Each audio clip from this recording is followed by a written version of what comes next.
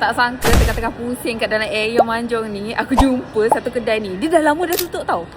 Tiba-tiba dia kat sini balik. Kat dengan pusat information, sebelah dia je weh. Dalam Aeon pun ada Asofia, betul-betul depan kedai Asofia yang lama.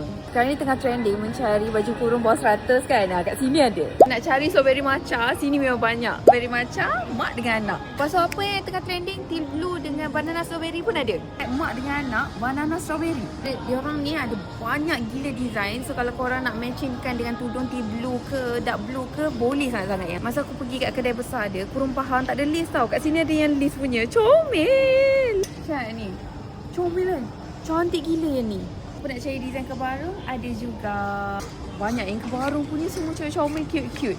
Tak nak kurung pahang, kurung moden ada. Manik sulam tengah trending. Ni semua chiffon yang ramai orang selalu buat selempang tu. Ni kan dia macam organza, siap ada sulam kat tepi. Dia orang kata 169, korang beli dua, tak kisah besar ke yang budak kecil ke, baru 100. Kurta budak-budak RM49. Polkadot ni pun cantik kan? Macam comel gila.